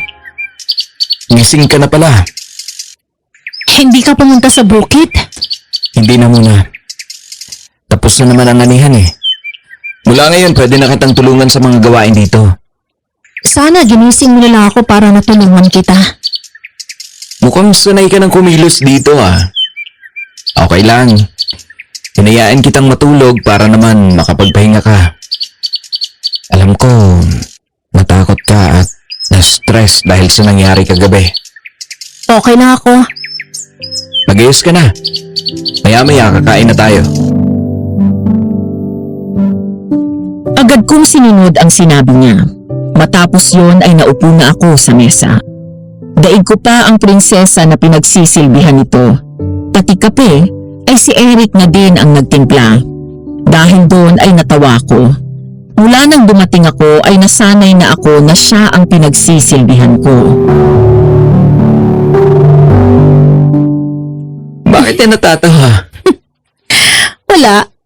Hindi ako sanay na nakakita kang kumilos dito sa bahay. Day off mo ngayon. Day off. Salamat ha. Maya-maya ay nagsimula na kaming kumain. In fairness kay Eric, Madam Venus, mula pa nang dumating ako sa puder niya, palagi niya akong pinaglalagay ng pagkain sa pinggan ko. Kapag isda ang ulam, ay pinaghihimay niya ako. Maya-maya ay sinubuan niya ako ng pako salad na ginawa din ito. Sarap? Oo. Nakuha mo na rin yung recipe ni Mami ng pako salad. Siyempre. Madali ako matuto kapag sa pagluluto. Nga pala, anong ulam ang gusto mo mamaya? Ako magluluto. Pwede ba tayo magkaldereta mamaya? Namimiss ko na yun eh. Oo ba? Sakto. Mamamalengke ako sa bayan mamaya. Pwede bang sumama? Oo naman. Hindi pa nga pala kita na ipapasyal masyado sa bayan. Eric, kailan ba ako uuwi? Napansin ko agad na natigilan ito sa pagkain. Biglang nagbago ang ekspresyon ng mukha nito at sumilip ang lungkot sa kanyang mga mata. Pagkatapos ay agad bumawi ng tingin at pinagpatuloy ang pagkain.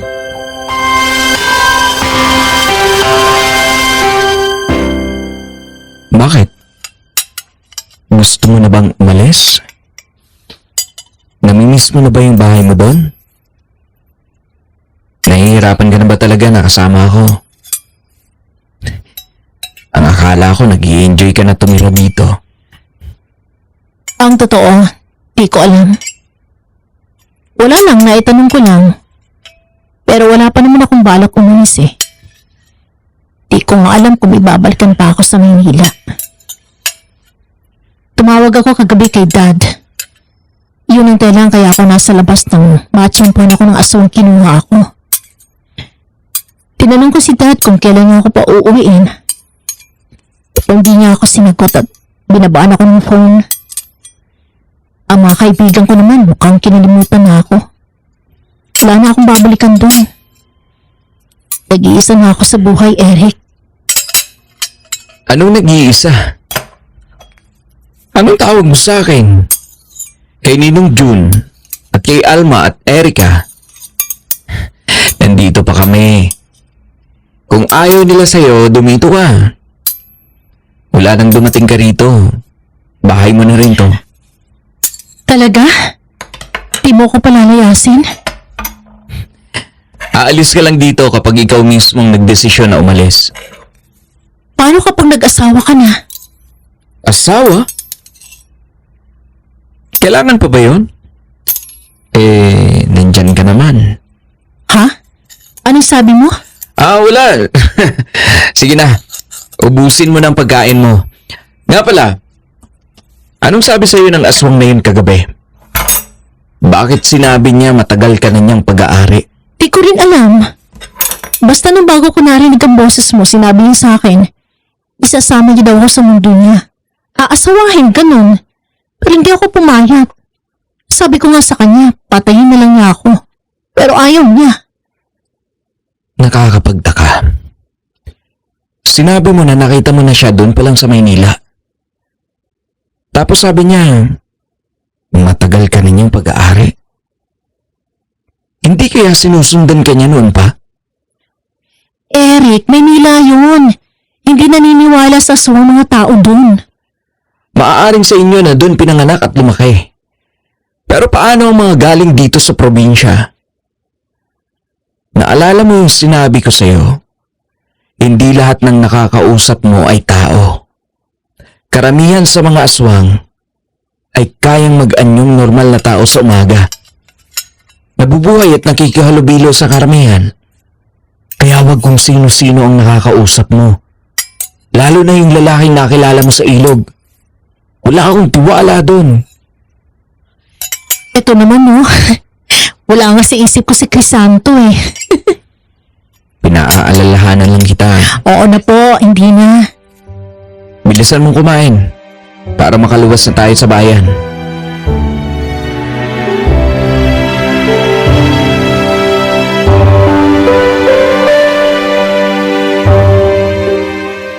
Bukod sa ulam ay bumili rin ako ng damit gaya ng pambahay na bestida at iba pang mga magagamit ko sa bahay.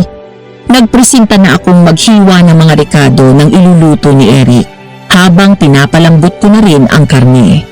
Maya-maya ay nagtaka ako dahil wala doon sa bahay si Eric. Kaya hinanap ko ito sa harap ng bakuran, ngunit wala ito doon. Nang sumilip ako sa likod bahay, ganun na lang ang gulat ko nang makitang naliligo doon si Eric. Ay, my gosh! Sorry! Bigla akong pumasok sa loob. Ang lakas ng kabog ng puso ko dahil nakita ko ang katawan nito at tanging hapit na boxers lang ang suot. Kanina ko pa naririnig ang tubig na lumalagaslas pero hindi ko inakala na naliligo pala doon si Eric sa halip na sa banyo. Maya-maya ay pumasok na ito. Nakatapis na lang ng tuwalya at diretsyong tumingin sa akin. Umiwas naman ako't nagkunwari na abala sa ginagawa. Ilang lalaki na ang dumaan sa buhay ko, pero wala pa kahit sino sa kanila ang nagawang pakabahin ako ng ganito sa isang tingin lang. Gwapo si Crisanto, pero para sa akin, mas gwapo at mas malakas ang dating ni Eric. Mula sa pangangatawan hanggang sa mga tingin niya sa akin.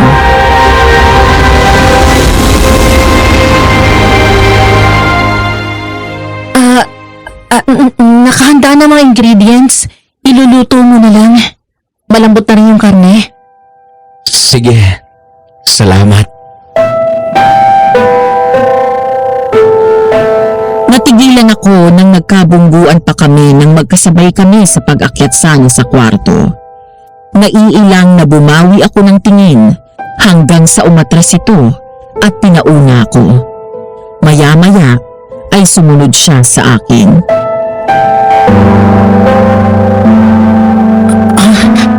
May kukunin lang ako. Okay. Wayne! Tao po! Wayne?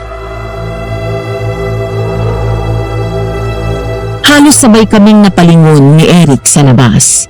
Nang sumilip kami, nakita ko si Crisanto, ang lalaking nakilala ko sa ilog. Nakatayo sa harap ng bahay at may dalang plastik. Nang tumingin ako kay Eric, nakita ko na nakasimangot ito.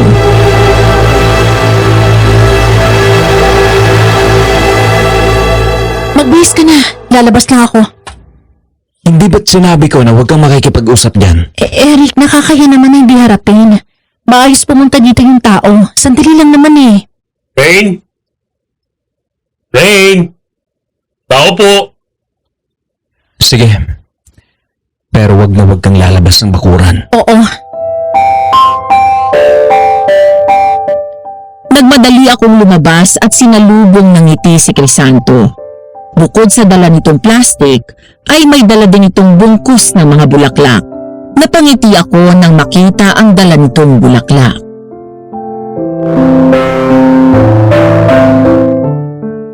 Para sa'yo. Kakanin niyang nasa plastic saka itong bulaklak. Salamat. Nag-abala ka pa. Wala yun. Basta para sa'yo. Paano mo nga pala nalaman kung saan ako nakatira? Nakita kita isang beses na dumaan ako dito. Ganun ba? Salamat ulit dito ha. Wala ka naman. Kailan ka pala ulit babalik sa ilog? Mula nang makilala kita, Rain. Palagi na lang kitang iniisip eh. Naghihintay ako kung kailan ka babalik doon. Hindi na ako nakatiis kaya ako nang pumunta dito. Ganun ba? Pasensya ka na ha. Di kasi ako basta pwedeng lumabas eh. Rain! Pasok na dito sa loob. Sige ha. Tawag na ako eh. Sino ba yung lalaking kasama mo dyan? Kapatid mo? Mahal, pumasok ka na dito. Boyfriend mo? Ha? Sige na, Crisanto. Saka na lang tayo mag-usap. Hayaan mo kapag pinayagan ako babalik ako sa ilog. Salamat ulit dito ha. At pasensya ka na. Sige, pasok na ako. Nagmamadali akong pumasok sa loob para salubungin ang nakasimangot na si Eric. Nakabihis na ito, pero masama ang tingin sa mga bulaklak na bigay ni Crisanto. Walang imik na binabako sa mesa ang kakanin at dinala sa kwarto ang mga bulaklak. Nagulat na lang ako nang biglang may kumuha mula sa akin ng mga yun, sabay bato palabas ng bintana.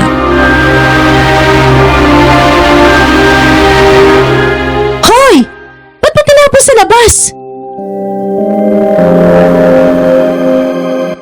Akma na akong bababa para kunin sana ang mga bulaklak, pero hinawakan ako sa braso ni Eric. Nang lumingon ako sa kanya, ay bigla akong sinalubong ng halik nito. Nabigla ako sa ginawa niya, pero natagpuan ko ang sarili ko na tumutugon sa mga halik niya. Hanggang sa bigla akong natauhan at tinulak ko siya palayo. Bakit? Sorry. Maliligo muna ako. Natataranta na kinuha ko ang mga gamit ko sa panligo, maging ang tuwalya at mga damit, saka ako nagmamadaling lumabas. Parang sasabog ang puso ko ng mga sandaling yon, Madam Venus. Hindi ko rin maintindihan sa sarili ko kung bakit ko rin siya hinalikan. Pumasok ako sa banyo na malakas ang kaba. Nang mahubad ko ang damit ko ay agad akong nagbuhos para mahimasmasan. Hanggang sa halos mapatalon ako sa gulat nang biglang kumatok si Eric.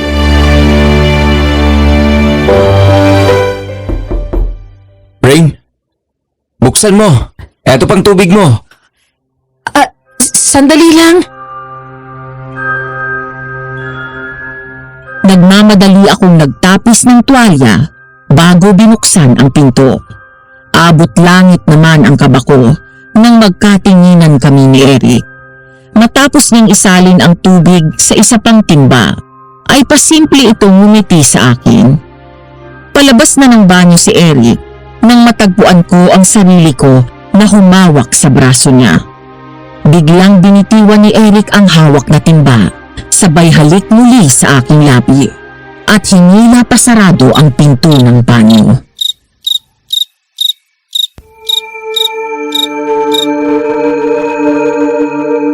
Madam Venus, hindi ko na maalala kung kailan ko huling naramdaman ang ganong klase ng saya. Kung hindi ako nagkakamali, buhay pa yata si Mami. Pero ngayon dumating si Eric sa buhay ko. Hindi ko akalain na ang kinaiinisan ko ay siya palang magbibigay muli ng kulay sa mundo ko. Matapos ang nangyari kanina sa amin ni Eric, ay naging sobrang lambing nito. Palagi itong nakayakap at wala kaming ginawa kung hindi ang tumawa. Ngunit ang masayang umpisa ng aming pagsasama ay nabahiran ng takot. Ang kwento sa akin ni Eric, madaling araw daw nang maalimpungatan siya at nakitang wala ako sa kanyang tabi.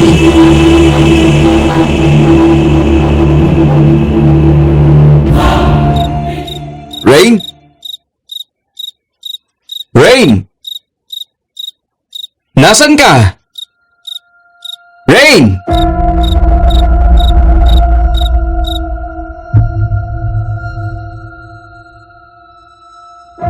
Tumakbo siya palabas ng bahay at sa bawat hakbang niya palayo, sa bawat segundo na dumadaan na hindi na daw ako nakikita, ay labis na takot ang naging katumbas nun. Hanggang sa huminto siya nang may makitang bahagyang kumislap sa lupa. Nang kunin niya ni Eric, agad niyang nakilala ang krus na pendant ng kwintas na ibinigay niya sa akin noong unang gabi kaming salakayin ng aswang.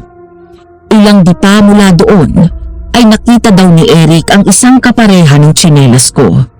Hanggang sa maalala niya ang ilog matapos marinig ang tunog ng tubig mula doon. Dali siyang tumakbo at gano'n na lang daw ang panghihilakbot na naramdaman niya nang makita na nakalusong ako sa tubig at halos nasa dibdib ko na ang lalim.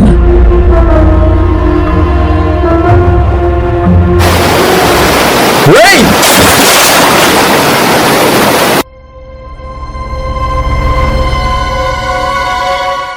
Agad lumusong sa ilog si Eric at mabilis na lumangoy. Hanggang sa nakita niya, di kalayuan mula kay Rain. Naroon sa gitna ng ilog ang aswang. Nanlilisik ang mga mata habang nakatingin kay Eric. Mabilis din daw itong lumapit sa akin, pero nang kukunin na daw ako nito, ay bigla itong napaatras dahil sa hawak na krus ni Eric. Sinamantala niya yun at agad akong hinablot palayo. Nang tumingin sa akin si Eric, dilat daw ang mga mata ko pero wala akong malay.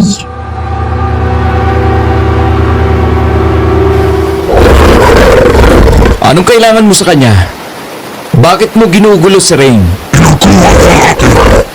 Kahit kailan ay hindi siya mapapasayo. Hindi sa'yo si Rain. Matagal na siyang pinanako sa akin. Kaya narito ako para kunin siya. Hindi ko siya ibibigay sa isang demonyo na tulad mo! Baka papatayin kita! Oo! Patayin mo muna ako! Bago mo siya makuha! Kung kaya mo! Galit na umangil ang aswang. Nagtangka itong lumapit sa amin ni Eric, ngunit hindi nito naituloy. Lumangoy siya pabalik sa pampang, saka ako kinandong ni Eric at tinapik-tapik ang pisngi. Rain! Rain! Gumising ka!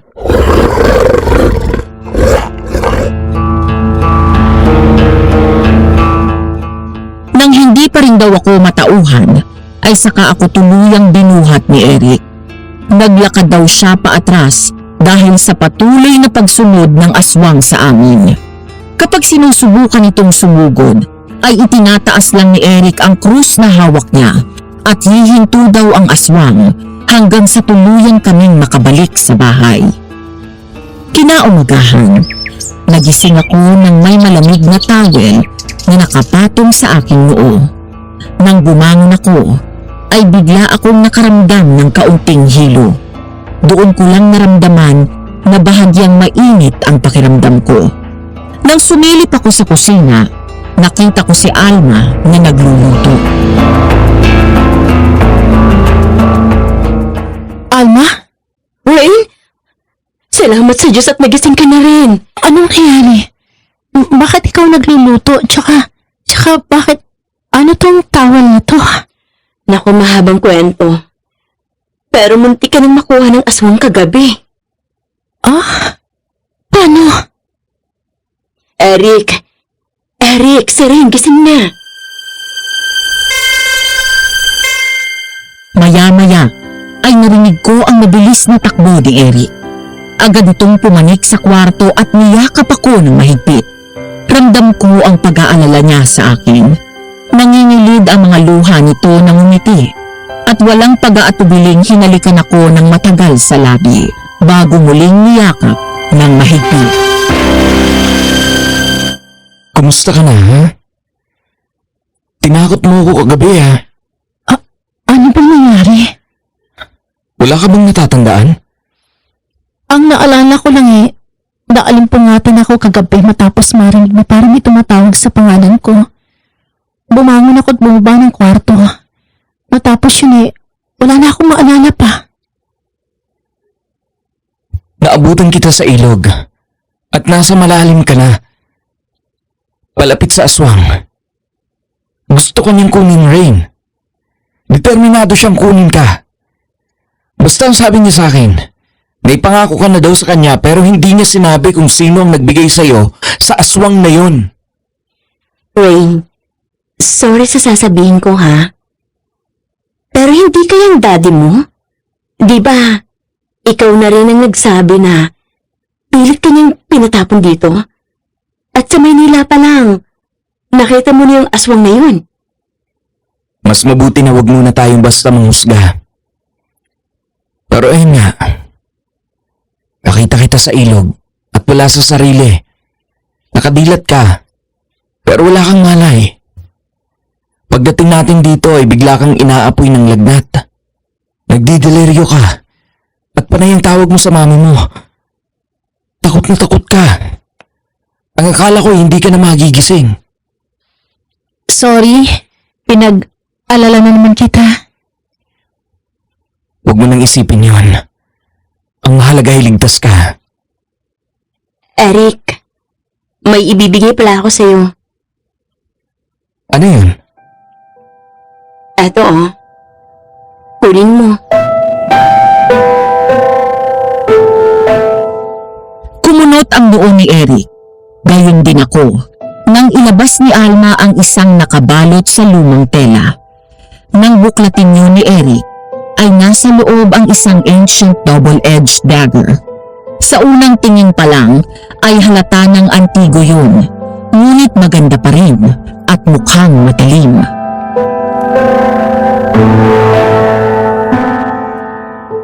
Ano to, ate? Ang sinaunang balaraw na may magkabilang talim. Isa siyang pamana pa mula sa mga ninuno namin sa side ni Mama. Ang sabi ng lola ko, mabisa daw yan na sandata laban sa aswang. Minsan naikwento niya na nagamit na daw ng lolo ko ang balaraw na yan at pinatay ang isang aswang. At habang nasa bayan ako noong nakarang araw, nakapagtanong ako sa isa sa mga nakakatandang albularyo dito at nabanggit ko ang tungkol sa aswang. Galing daw sa lahi ng mga Aragas ang aswang na gustong kumuha kay Rain. Ang pagkakaiba lang, itong aswang na ito ay walang sungay. Ngunit sa laki ng pangangatawan, liksi at lakas ay pareho. Sabi niya, kung papatayin daw natin ang aswang, siguraduhin na tamaan ito sa puso, batok o sa mismong ulo para tuluyan itong mamatay. Pagkatapos ay agad na sunugin ang katawan kasama ang mga sanga ng sinukuan at kamangyan at insenso nang sa ganun ay mamatay din maging ang espiritu nito dahil may posibilidad na muling mabuhay sa ibang katawan kapag naiwan daw ang kanilang espiritu. Sige, tatandaan ko yan.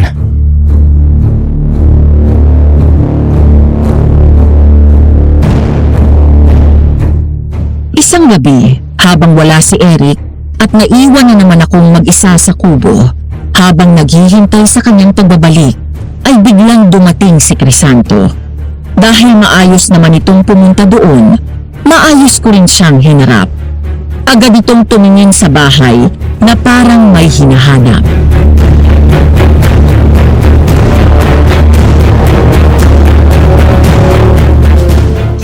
Hi, Rain. Hi! Mukhang ginagabi ka yata ah. Oo. Hindi kasi ako mapakali sa bahay eh. Iniisip kita kaya nagbaka sakali ako na pumunta dito. Wala ba yung lalaking kasama mo dyan? Si Eric. Wala siya. Umalis. Pero baka pabalik din yun anytime. Bakit? Kasi Rain, may gusto sana akong sabihin sa'yo eh. Sige, ano yun? Pwede ba dito tayo sa labas mag-usap? Gusto ko sabihin sa'yo na malapit ka sa akin. Sige. Lumabas ako ng bakuran at lumapit dito. Saka ngumiti na humarap kay Crisanto. Napatingin ako sa kamay ko nang hawakan nito yun. Saka makailang beses huminga ng malalim. Habang ako naman sa mga sandaling yun, ay unti-unting umaahon ang matinding kaba.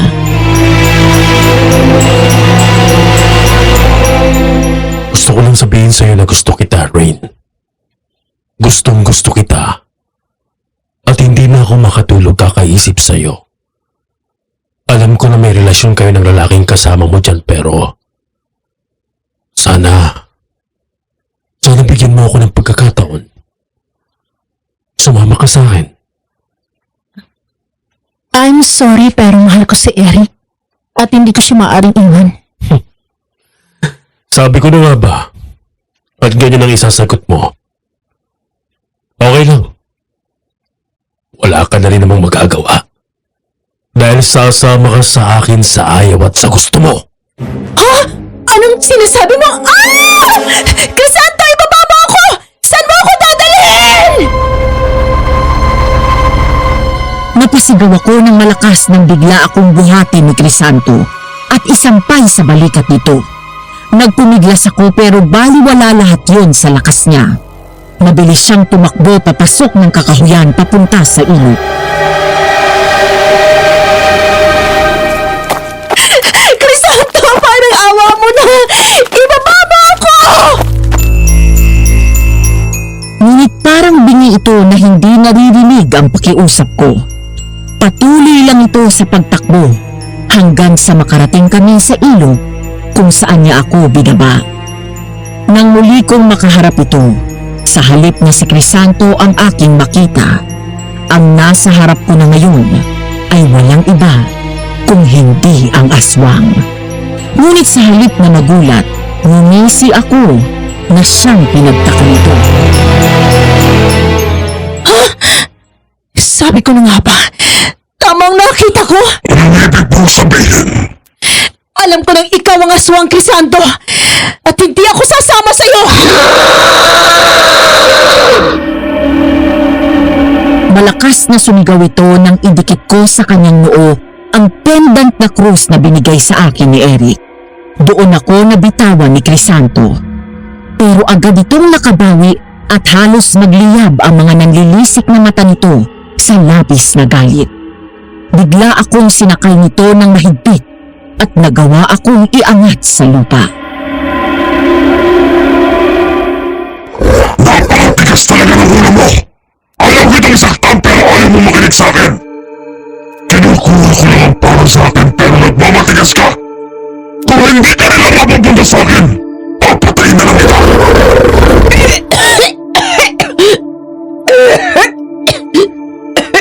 Rain!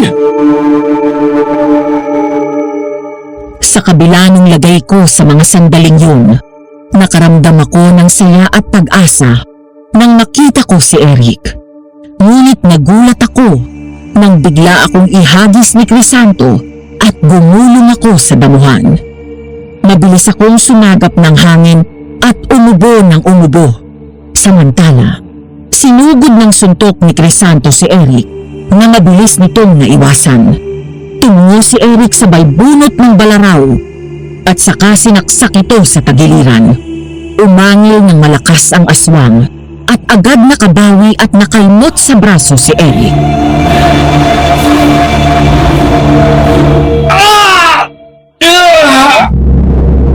Muling sinugod ni Crisanto si Eric na nahablot siya sa leeg at sinakal.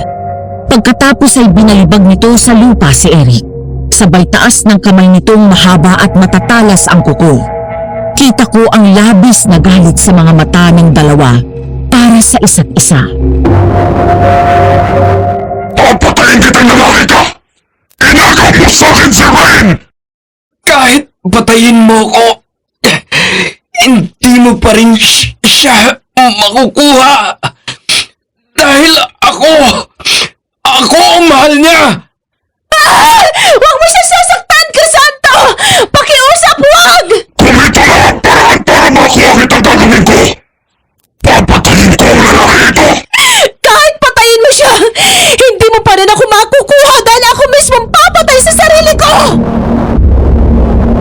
Mula sa likod ng suot kong pantalon ay binunot ko ang baril at tinapat ko sa sentido ko. Nakita ko ang biglang pagbabago ng reaksyon ng mukha ni Crisanto. Nakita ko ang takot sa mga mata niya at biglang binitiwan si Eric. Nang makahanap ng pagkakataon, biglang bumangon si Eric at sinaksak sa batok ang aswang. Pagkatapos ay binato ko kay Eric ang baril at binaril pa nito sa dibdib ang aswang. Bakit mo pinain ang sarili mo? Alam mong delikado.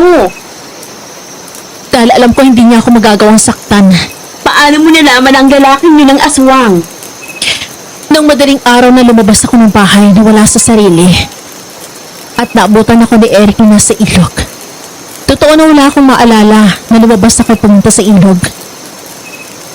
Pero nang nasa tubig na ako, mga hanggang baywang ang lalim, doon ako natauhan. At nakita ko na nasa gitna si Crisanto.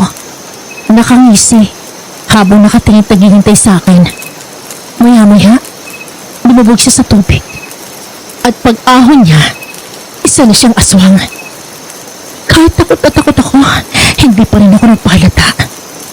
Pero sa isip ko, paano yung dasal ko na sana'y dumating si Eric? Kung ganun, sino ang nakaisip ng ideya na to? Ako, ate. Ayaw pa nga pumayag ni Eric nung una eh. Natatakot siya na mapahamak ako pero pagkatapos ng katakot-takot na labi ngayon, napapayag ko rin. Proud na proud ako sa'yo. Kahit natatakot ka, nilabanan mo para maipagtanggol mo ang kalayaan mo. Kailangan eh. Kailangan matuto ako ipagtanggol ang sarili ko mula sa aswang at kahit sa sarili kong ina.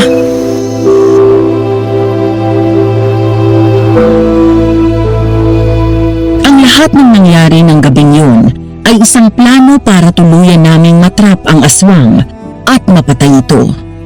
Habang pinapanood namin na nasusunog ang katawan ng aswang, naalala ko ang magiliw na binatang nakilala ko doon sa ilog. Si Crisanto. Nakaramdam ako ng panghihinayang kung sana'y nakilala ko siya bilang isang normal na tao. Alam ko na magiging mabuti kaming magkaibigan.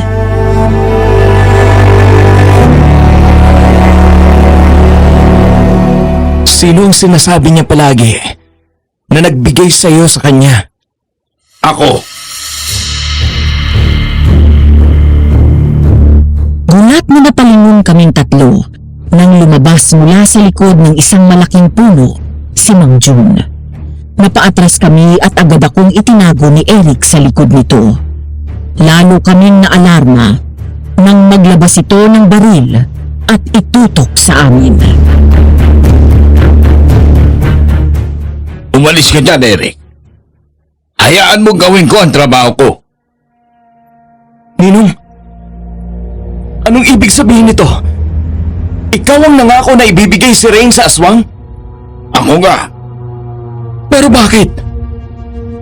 sumusunod na ako sa utos, Rain. Pasensya ka na. Kailangan kitang patayin bago ako bumalik ng Maynila. Kung hindi, baka ako ang balikan nila. Sabihin niyo ang totoo, Mang John. Si Si Tita Susan ba nag-utos sa inyo patayin ako? Dahan-dahang lumapit si Eric sa ninong niya at umangat ang kamay.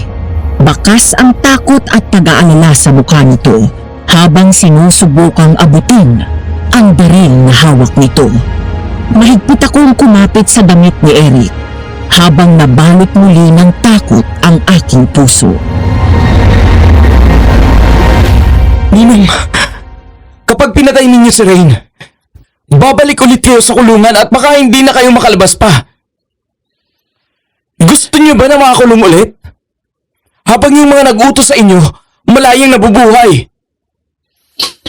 Hindi na ako makaka-atras, Eric. Bina-blackmail nila ako. At kapag hindi ako sumunod sa gusto nila, baka i-amay nila ang buong pamilya ko at ipapatay din nila.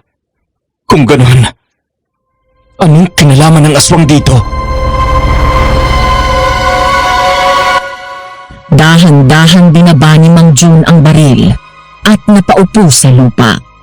Doon siya tumungo at umiyak. Maya-maya ay tumingin siya sa akin at biglang gumapang palapit at lumuhod sa harap ko. Nakaramdam ako ng awa sa halip na galit. Kung tama ang hinala ko, hinding-hindi ko palalagpasin ang lahat ng ito.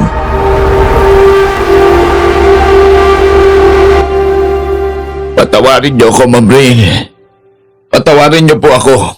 Hindi ko gusto na patayin kayo pero ipit na ipit ako eh. Ang aswang na yon, malaki ang pagkakasala ko sa kanya. Bago ako makulong ay napatay ko ang nanay ni Crisanto. Hindi ko alam na may lahi silang aswang.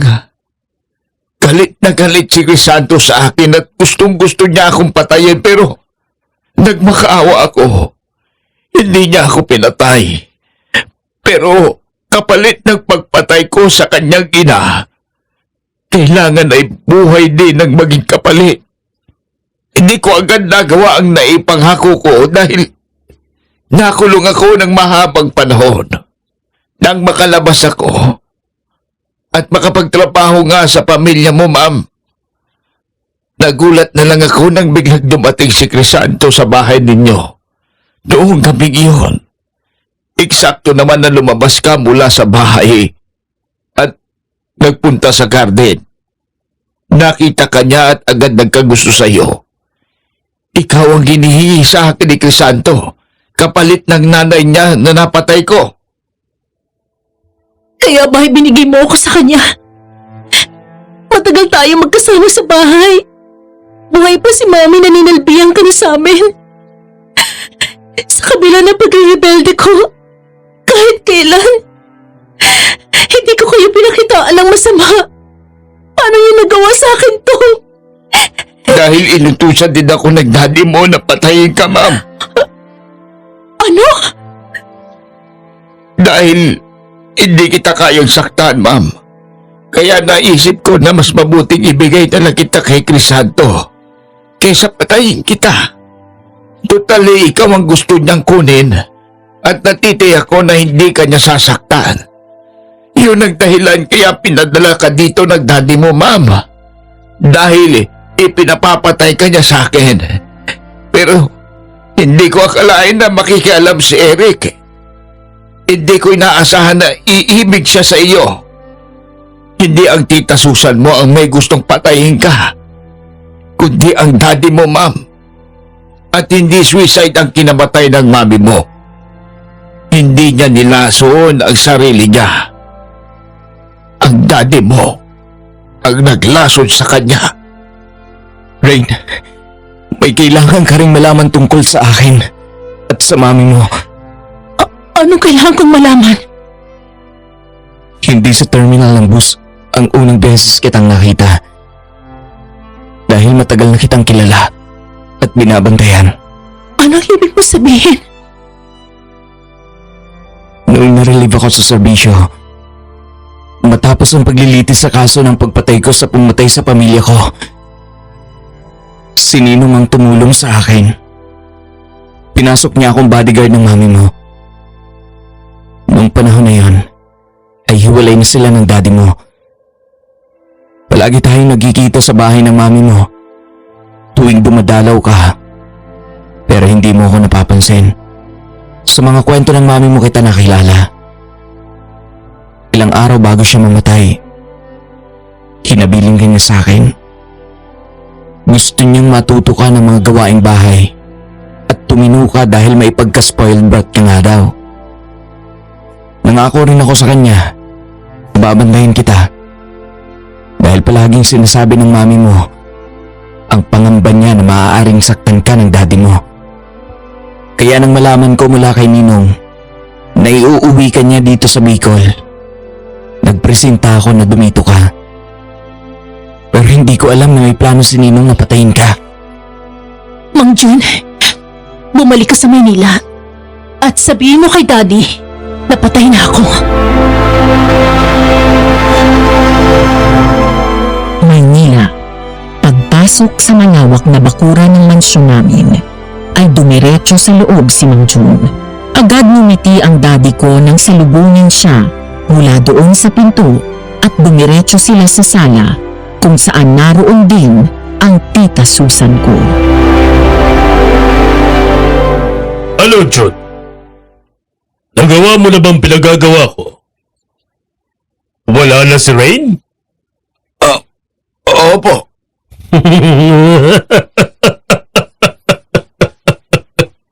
Mabuti kung ganun. Very good. Sa wakas, sa akin na mapupunta ang lahat ng kayamanan ni Melanie.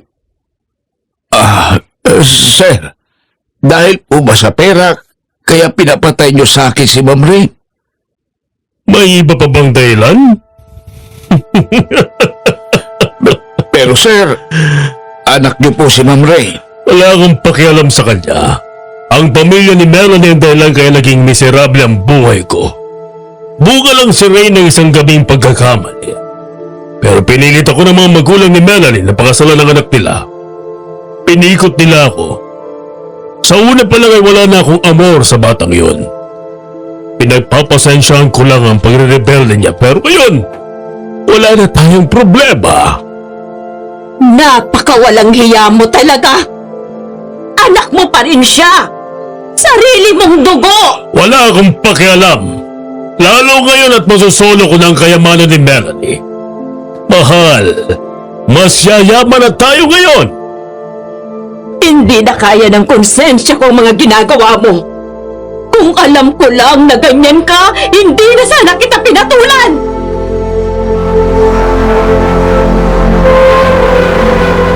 Matapos kong marinig lahat ng sinabi ng sarili kong ama mula sa kabilang linya, doon ako bumaba ng sasakyan kasama ang mga pulis at pumasok sa loob. Kitang-kita ko ang gulat sa mata ng daddy ko nang makita niya ako.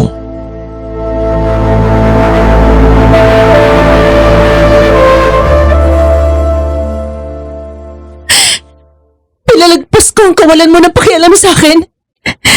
Kaya pala pinatapon mo ako sa Bicol dahil gusto mo ako ipapatay kay Mang Jun. Anong klaseng tao ka? Ayaw mo sa akin? Pues ayoko rin sa'yo. At mula sa araw na to, binubura na kita sa buhay ko. Magpapanggap ako na hindi kita nakilala at magbabayad ka sa ginawa mo kay Mami. Traitor ka, Jun! Akala ko may kasunduan na tayo! Siguraduhin mo magandang magiging alibay mo sa mga pulis. Dahil hawak na nila ang mga ebidensya laban sa'yo. Mula sa mga conversation niya ni Mang Jun sa phone, hanggang sa mga CCTV footage na nakuha na namin. Rain, tutulong ako. Lahat ng nalalaman ko, sasabihin ko. Rain, sandali lang! Mag-usap tayo, anak! Rain!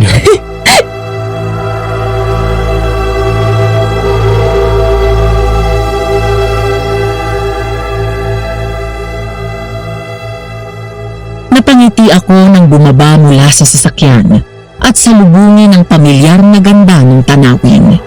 Sa kabila ng hindi maganda at nakakatakot na karanasan ko sa lugar na yun, ay naging malapit na ang puso ko doon. Bukod sa ganda ng paligid, isa lang naman ang dahilan ng pagbabalik ko matapos ang 3 buwan.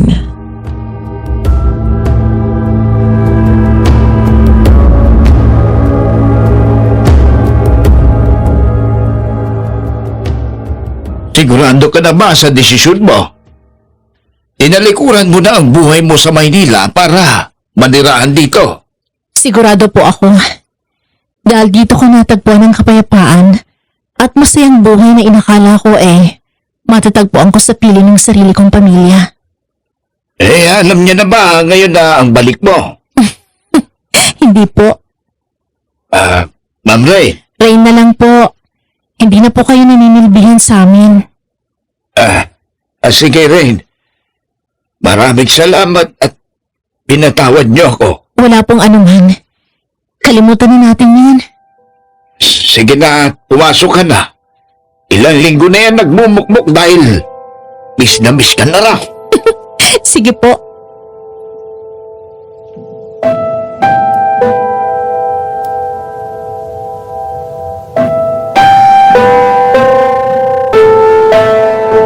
Napangiti ako nang maya-maya ay dumating si Alma, karga si Baby Erica. Excited akong pumasok sa bakuran habang hila ang dalawang malaking luggage ko. Mula doon ay naririnig ko na may kumikilos sa loob ng bahay. 3 buwan din akong nanatili sa Maynila. Bukod sa inasikaso ko ang pagsasampa ng kaso sa daddy ko, nagbenta din ako ng ilang properties namin sa Maynila at nag-turn over ng kumpanya sa pinsan ko na pinagkakatiwalaan ko. Matapos yun, ay saka pa lang ako nakabalik dito.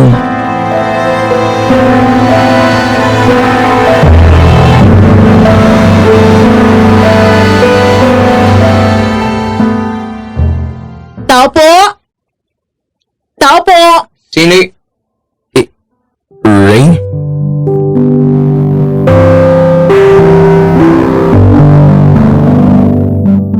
Napangiti ako nang makita ang gulat sa mukha ni Eric.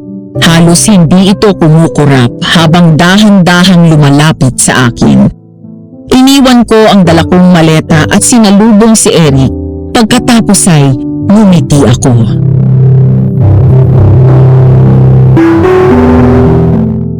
Anong ginagawa mo dito?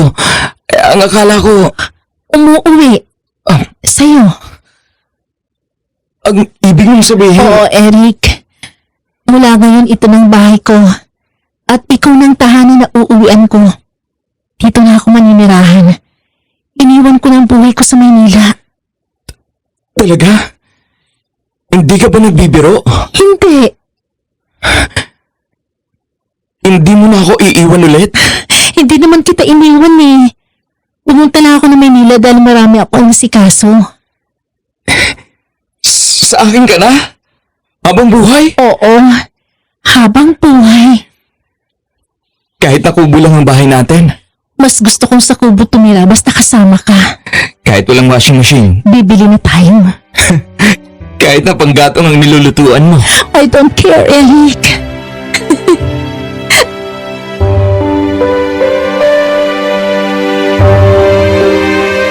Natawa ako nang nagmamadali nitong hinila papasok ang dalawang luggage ko. Pagkatapos ay tumakbo ito palabas at binalikan ako. Saka ako binuhat at sinampay sa balikat nito. Napalingon pa si Eric nang marinig ang malakas na tawa ni Mang June at Alma.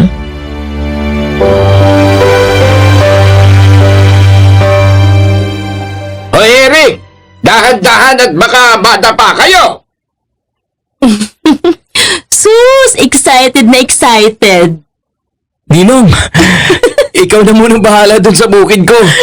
Ate, wag muna kayong pupunta dito ha. 3 araw kaming hindi lalabas. Hoy, grabe ka! Bye guys! Babawi lang ako!